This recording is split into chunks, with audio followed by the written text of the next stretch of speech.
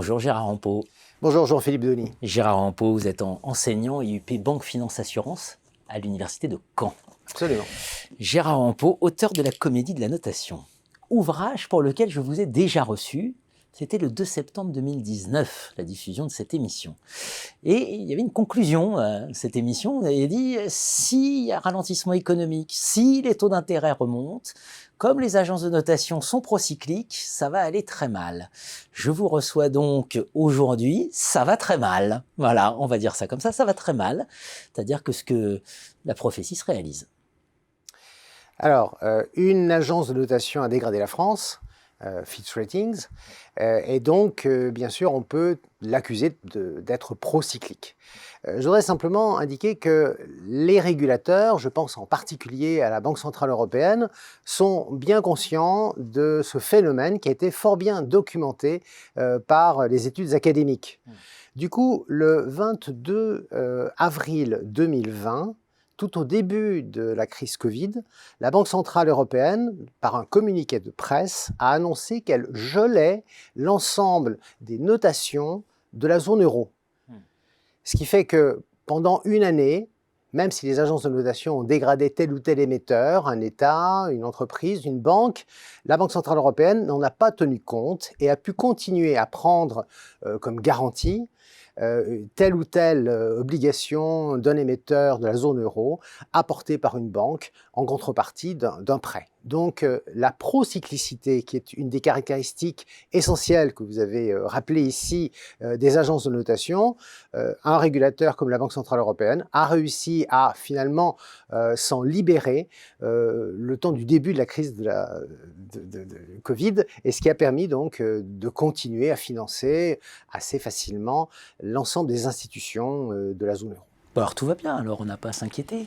Alors tout va pas forcément bien, on peut encore s'inquiéter, en tous les cas on peut se poser la question de savoir si depuis 2008, la crise financière de 2008, si on en a tiré des leçons, et si la régulation, finalement, mise en place aux États-Unis, on va nous s'intéresser à l'Europe, si la régulation européenne est suffisante et a changé les règles du jeu.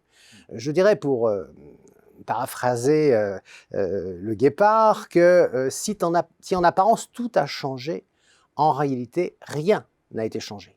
J'en veux pour preuve le fait que c'est toujours un oligopole dominé par trois agences, Standard & Poor's à hauteur de plus de 51%, Moody's et Fitch Ratings, qui dominent le marché de la notation en Europe, qui compte pourtant 20 agences de notation régulées par l'ESMA.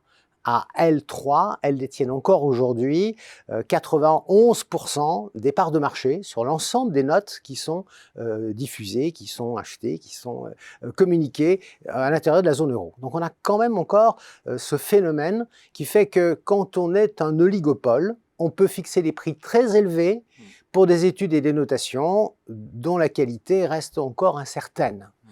J'ajouterais que pas grand-chose a changé non plus quant aux méthodologies, quant aux erreurs, quant aux problèmes que posent les agences de notation. Et je vais citer seulement deux exemples.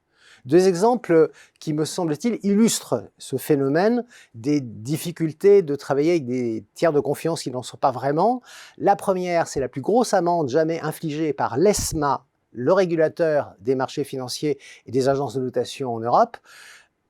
5 millions auxquels a été condamnée l'agence Fitch Ratings en 2019 pour conflit d'intérêts. Quel était ce conflit d'intérêts? Eh bien, il mettait en cause l'agence qui avait noté trois entités, Renault, le groupe Casino, dont l'un des administrateurs était Marc Ladreit-Lacharrière, qui était d'ailleurs le principal actionnaire de Fitch Ratings, mais Fitch Ratings n'en a rien dit. Et donc deux entités de Fitch ont été condamnées à payer une lourde amende. Et puis en France, l'entité française notait la Fondation nationale des sciences politiques, dont l'un des administrateurs était toujours ce cher Marc Ladreit-Lacharrière. Donc conflit d'intérêts massif, important, 5 millions d'amendes, mais ce n'est pas seulement la seule erreur, la seule faute commise par les agences de notation. En mars 2021, 2023, l'ESMA a condamné à 1 300 000 € d'amende Standard & Poor's, la principale agence de notation, pour avoir par 6 fois diffusé une note pour une émission d'obligation non encore annoncée par l'émetteur et non encore réalisée.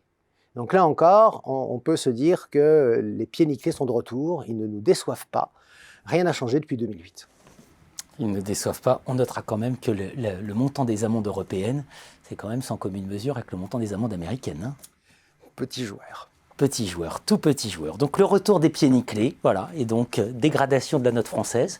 Et on va suivre tout ça très très attentivement parce que la situation est grave. Merci Gérard Rampeau. Merci Jean-Philippe.